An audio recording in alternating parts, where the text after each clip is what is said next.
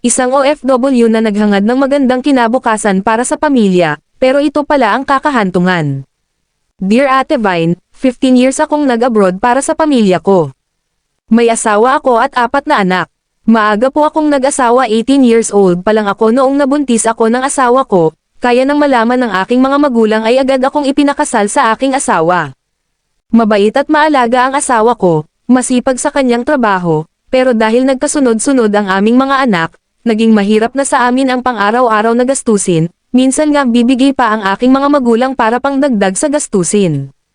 May pagkamahilig kasi ang asawa ko, makita lang akong naka-short, or medyo kita ang cleavage, nabubuhay na ang alaga niya, at wala na yan control, pampasipag daw niya sa trabaho iyon, kapag kasi hindi ko pinagbibigyan, napapansin ko napakatamlay, akalo laging may sakit, kay sige na lang ako, binibigay ko na lang ang hilig niya, doon lang siya nagiging masaya.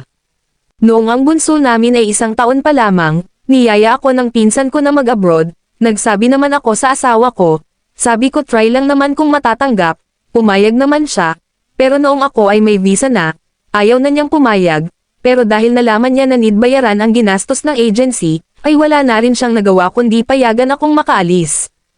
Fast forward Ate Vine, nakapag-abroad ako sa bansang Oman. 4 na taon ang ginugol ko doon bago ako nakauwi. Akala ko hindi na ako babalik ng abroad. Kasi okay naman ang buhay namin. May sarili na kaming sakahan, at medyo kumikita na iyon ng maayos, pero totoo pala talaga ang sabi ng iba, kapag nakapag-abroad ka na, hahanap-hanapin mo ito, kaya makalipas ng 1 taon ay umalis akong muli. Siguro sanay na ang pamilya ko na wala ako, kaya okay lang sa kanila, napadpad naman ako sa bansang Europe, medyo malaki ang sahod kaysa sa dati, kaya nakakaipon ako, dahil hindi ko naman need magpadala ng pera sa pamilya ko. Dahil kaya ng asawa kong suportahan ang lahat ng pangangailangan ng mga anak namin. Kung magpadala ako, pag may gustong bilhin ang mga anak ko. Ang bilin sa akin ng asawa ko, ipunan kong lahat ang pera na sisahirin ko, para mas madali akong makaipon at makapagnegosyo sa Pinas. Bago matapos ang contract ko, ay nag-apply na ako sa bansang Poland, kaya hindi ako nakauwi sa Pinas para magbakasyon. Nang ako naman ay nasa Poland na, malaki ang sahod ko, kaya inumpisahan ko na ipagawa ang bahay namin. Naipagaw ako iyon hanggang sa 3 palapag.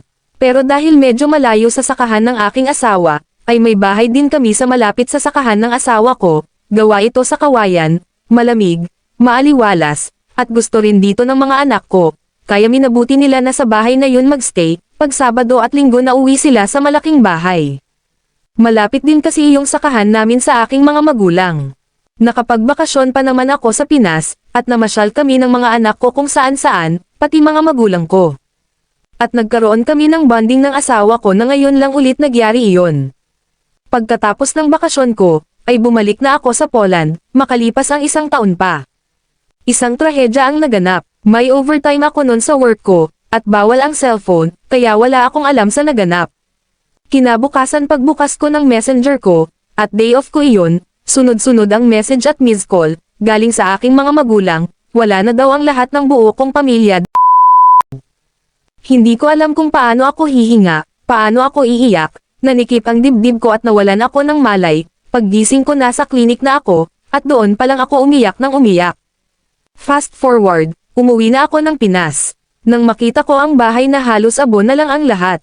At pagdiretso ko sa chapel para nang hindi ako makahakbang papunta sa kanila, hindi ko alam paano ako mabubuhay, walang natira sa akin kahit isa, sana isinama na lang nila ako. Parang ang hirap harapin ang buhay na nag-iisa, para saan ang ginugol ko sa mahabang panahon sa ibang bansa.